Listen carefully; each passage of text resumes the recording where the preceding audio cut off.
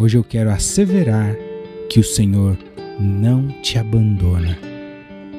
Relendo o Salmo 94, um verdadeiro apelo, clamor do salmista à justiça divina, nós podemos perceber uma súplica, onde o salmista pede que Deus intervenha como um juiz justo diante de toda a perversidade da ação dos ímpios e dos opressores.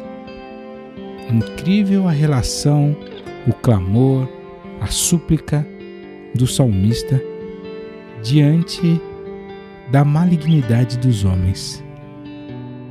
O apelo, talvez até carnalmente e inicialmente falando, é por uma vingança de Deus, por uma manifestação de justiça divina, como uma forma de Deus recompensar, dar a justa paga a todos aqueles que fazem o mal. O salmista se coloca, se demonstra até de certa maneira impaciente diante da proliferação, da multiplicação dos perversos. Ele fala: até quando, Senhor, se multiplicarão os ímpios? Até quando eles saltarão de prazer?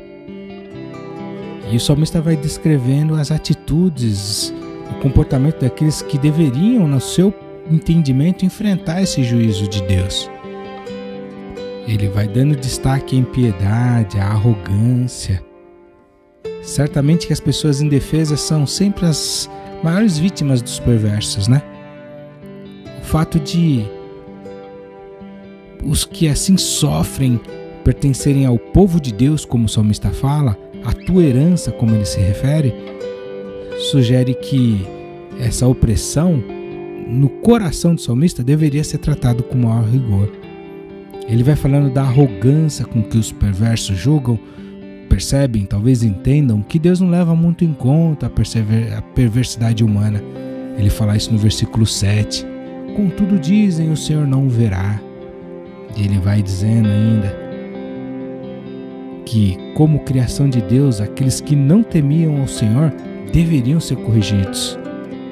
Que os povos e a sua sabedoria, a vida sem fruto, sem instrução divina, deveriam ser punidos. O salmista vai falando da futilidade dessa sabedoria humana, que inclusive Deus não leva em conta na compreensão do salmista. E a partir do versículo 12 ele começa a dar a contrapartida. No 11 ele diz que o Senhor conhece os pensamentos do homem, que são vaidade, e isso é uma verdade. E no 12 em diante ele vai dizendo que, em contrapartida, é bem-aventurado o homem a quem Deus corrige, a quem Deus instrui, o homem que aceita a correção divina.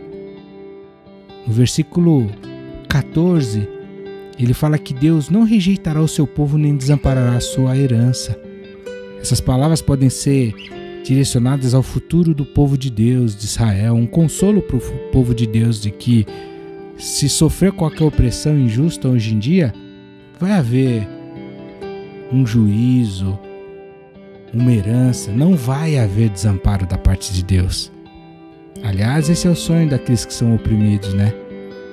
De que haja um alívio, uma justiça, que todo o juízo se converta em justiça.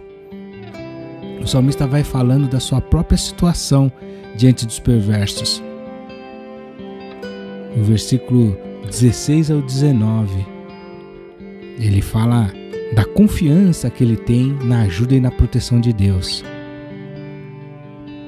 No entanto, no versículo 20 ele diz que quando o iníquo domina como um rei, a confiança na justiça desaparece. Que forte essa afirmação do salmista. E remete a muitas coisas que vivemos hoje em dia, nos lugares onde estamos, nas nossas nações, países, cidades. Porventura o trono de iniquidade te acompanha, o qual forja o mal por uma lei? Como essa conduta não se associa a Deus, não é mesmo? A confiança no Deus justo, portanto, precisa ser fonte de proteção e segurança para todos nós. O juízo divino, no olhar do salmista, ele leva em conta a maldade do coração humano e a perversidade que está dentro do íntimo dessas pessoas. Ele relembra que a destruição aguarda aquele que não se arrepende da sua iniquidade, como disse Jó. o autor anônimo, provavelmente um sacerdote ou levita, faz um convite ao louvor a Deus como Senhor de toda a terra e do seu povo. E eu já vou entrando aqui no Salmo 95.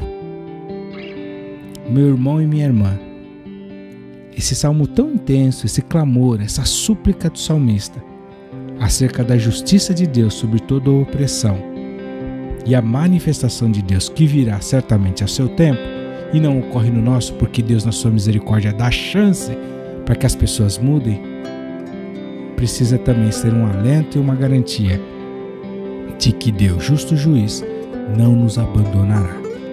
Não se desespere, meu irmão e minha irmã, pela prosperidade do ímpio e da sua impiedade.